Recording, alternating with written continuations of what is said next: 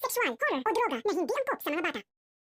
Para bang bumaliktad ang mundo para kay Dara at Minchi dahil hindi pa rin tinatantanan ni Dara si Minchi at patuloy pa rin ikinakabit sa pagkatao ni Minchi ang pagiging kabit nito noon kay Dio. Subalit hindi nga matanggap ni Jenny na hanggang ngayon ay patuloy pa rin ang pangungutya ni Dara at ang mga fans nito sa kanyang nanay.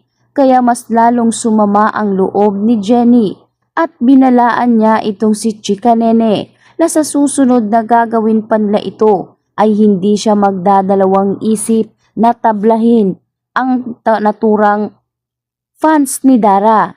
Samantalang para bang isang karma ang babalik kay Dara ngayon dahil nagkakwentuhan nga itong si Megan at Dara. Galit na galit si Megan dahil sa paglipat nga ng BGYO sa Pop Gloss na kabilang itong si Jenny. Ngayon ay mawawalan pa yata sila ng mga collaboration. Kaya naman itong si Megan, sinabi nga sa kanyang nanay na kay Dara na gumawa umano ito ng paraan. Ngunit paliwanag ni Dara na hindi naman kailangang manggalaitin nitong si Megan sapagkat marami pa namang mga collaboration ang pupwedeng kumuha sa Yumi, lalo pa na mas sikat ang Yumi kesa kay Jenny. Kaya naman anya pa ni Dara na kani-kanina lamang ay nagkita nga sila ng ina ni Jenny at talaga namang napahiya ito dahil sa pagiging kabit ni Dio. Kaya naman sa tindi ng puot ni Megan, sinabi nga ni Megan na siguradong ang mga kabit ay mayroon talagang darating na karma. Parang nabuhusan ng malamig na tubig si Dara dahil sa ginagawa niya rin ngayon. Wala nga kaalam-alam ang kanyang anak na si Megan na sa patuloy na pangungutya ni Dara dito kay Minchi ay tutulad din siya dito. Ngunit ang mas malala ay hindi talaga hininto ni Dara ang pagiging other woman niya dito pa naman sa asawa ni Miss Vanna.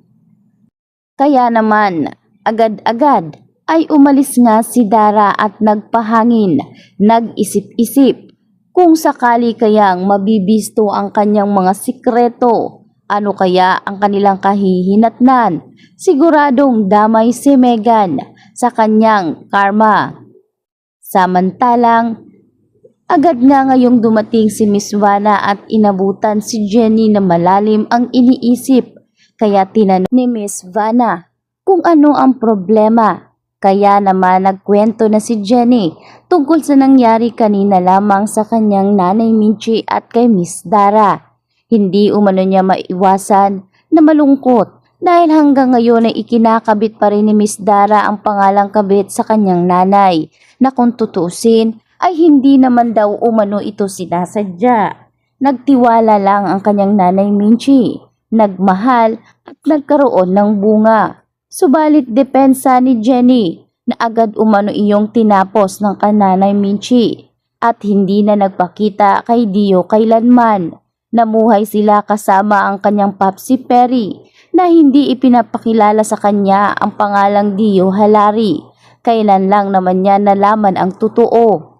Kaya naman paliwanag ni Miss Vanna na talagang hindi maiiwasan ang galit dito kay Dara, lalo pa na naging kabit umano ang kanyang ina. Subalit ganun pa man ay may panahong magbago dahil kung sakaling sa kanya rin ito mangyayari at malalaman niya na merong other woman ang kanyang asawang si Freddy, ay baka ano ang kanyang magagawa. Baka sabay niyang itumba ang dalawang ito. Hindi umano siya magdadalawang isip, lalo pa na masakit para sa kanya kung sakaling mangyayari ito sa kanya. Ngayon ay meron nga ang karelasyon ng kanyang asawang si Freddy kay Dara.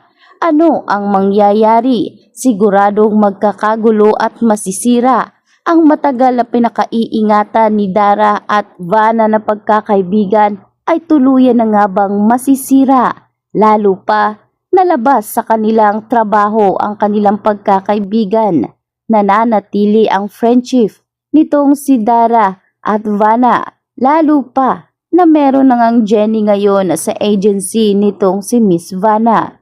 Ganun pa man ay dito nga mas lalong nagulat si Miss Vanna na ang single album recording nitong si Jenny ay ikinanta ni Megan. Kaya nas lalong nagtanong itong si Miss Vanna kay Freddie kung paano napunta ang napaka-importante nga sulat na kanta ni Freddie para kay Jenny na noon ay nasa kwarto nga nakalagay ni Vanna.